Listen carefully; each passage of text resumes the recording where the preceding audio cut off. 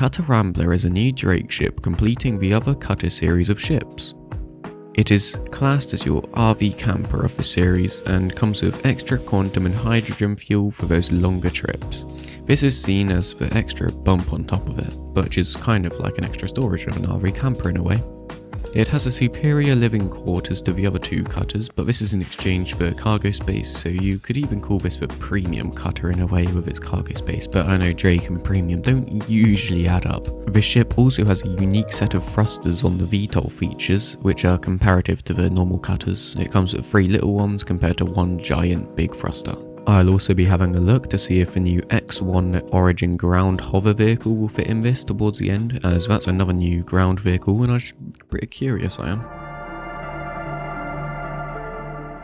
Now, starting off with the ship tour, and we can see the cutter just here, and before I enter it, we have the 4 little thrusters here I was on about. Usually this is just one big one, like you see just here, but instead it's 4 little ones. That's another exterior feature design that's different. Just below that too, we have access to the fuel port. This is where you'll be refueling in the future. That pops out just like so. One of them on pretty much every ship I've seen. Now, as you can see the ramp here, I'll close it up just so you can see what it looks like. There we go, closed up like that. Then you open it up again. Just like so. Quite a nice one. Actually enough size for maybe a couple of vehicles, but when we enter into here, you can see that there is a... Oh, sliding. You can see that there is a actual... God, it's very slidey. A reduced storage space back here, so you have 2 SCU of cargo to be held just there. I'll just close up these doors quickly for a second. Oh yeah, and see there's side little viewports. I guess everyone probably knows about them, but they're quite a nice feature. You can scout out your area before you exit, see if anyone's out there. But yeah, so usually you'd have an extra kind of 2 SCU of cargo, which is about there. So you'd be able to walk around a little more back here, but they've got rid of that, so there's only 2 SCU now, not 4. There is also access to some components back here. You can see we've got shield, battery, then we got cooler, quantum drive, radar, and then all these other ones which aren't quite used yet, but they're still in there. They open up just like so, and then you could remove them and put them somewhere else. As you can see here, we have access to a light in here, just at the front there. There we go. But if we go towards here, this is the living quarters, main part of the ship that's changed. Closing the door just behind us here, and you'll already feel a difference to the normal Drake ships. Now it feels way more open for a starter, but if we look to the right, we actually have a weapon rack. This is 1 large weapon storage, 2 small weapon storage, and 4 little weapon storage like pistols, knives, stuff I've got in there. Now, just going along again, we have access to personal storage. This is, you could actually use this for what I've done here and put your helmets or armors in it, as it does fit them in very nicely actually. I'm not sure if that's its intended use at the moment, but it does work very well with it. Closing that one up though. And just here we have access to the normal Drake bed. A little light just here, just above your head for when you go and sleep. There you go. And then a little bit to the left there. These aren't currently working external storages yet, but they will be in the future. Now here we have access to the toilet. You can already tell that it's quite different. It's just a lot more nicer in a boxed-in room. You have access to a shower, toilet. See the toilet pops out and pops back in here. Just a very nice space indeed. You can also lock the door. This means you can't open it up from the outside. I accidentally got locked out my Cutter Scout ship when I was doing that, and I couldn't get into the pilot seat because I was testing it. But anyway, closing up the toilet. To the right here we have access to some personal storage. It's classed as external storage, but it's really internal storage. There we go.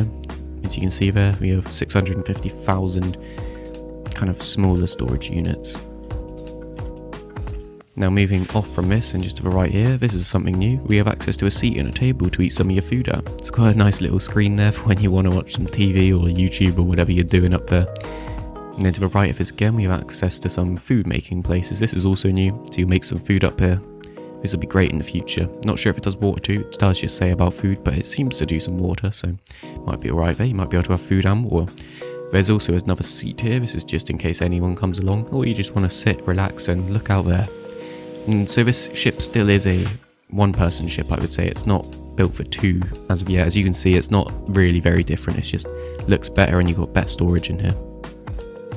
Going towards the cockpit though, entering through this door here, close it up just behind us, we have access to another weapon storage. One small, two really small, and one big weapon, just in case you want to do that.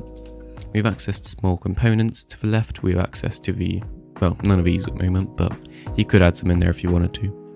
Here's a pilot seat. Swiveling around here, and straight away you can see it's just the normal Drake cutter cockpit really. You can see all around you to the left and to the right, and also a little bit above you. Nothing below you though. You have access to 4 or kind of 3 LCD screens and then one targeting one in the middle. You can customize these to whatever you want to. We have little shutters, just for anyone who thought they might go away. These are kind of extra protection, you could say from the sun or from incoming fire to the sides. That's very nice. You have access to a bunch of buttons, some quantum drive ones, some landing ones. You don't really need to use these, but they are kind of there just in case you want some realism. I'd really appreciate it if you could like and subscribe, thanks. Now moving on to the weapons, armour and manoeuvrability, and starting off we have access to one small shield generator, which is, well, about as low as you get with shields. You can't really get much lower.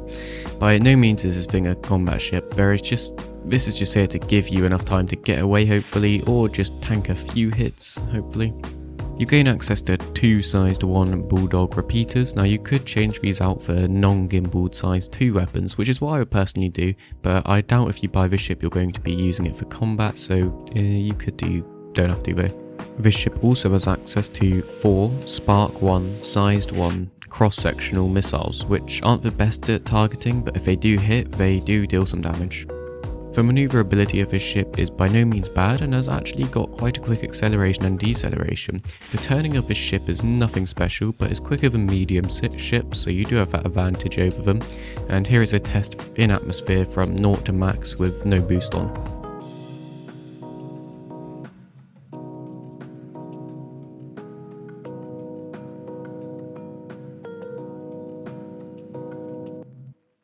This ship's prices are £43.20, $54 or €50.22 for standalone War Bond Edition, which is new money, and for non-War Bond Edition, which is store credits, it's €55.80, $60 or £48, and you cannot as of yet buy this ship or rent this ship in game, but you will be able to in a future patch. Oh yeah, and here's the little bit of me trying to fit an X1 in the cargo hold or in the interior, I can't remember which one. Now as a summary / overview of this ship, and I can't remember if I mentioned it, but it also gets an extra fuel storage for quantum and hydrogen. That's a little bit that's the little extra bit you can see on the top. And I just want to say I really like this cutter variant. It's my favourite of the bunch, even if it hasn't changed much. The interior just makes and breaks it for me. I love the fact that it's kind of a premium cutter and it just feels very nice to fly. The weapons and armour and manoeuvrability and stuff like that, it's not the best, but it does work, and if you do get into some combat with another smaller ship, you can sometimes come out on top. Let me know down below if you've picked up one of these or the X1. Now, thank you everyone for watching, and that's me, Duffer, out.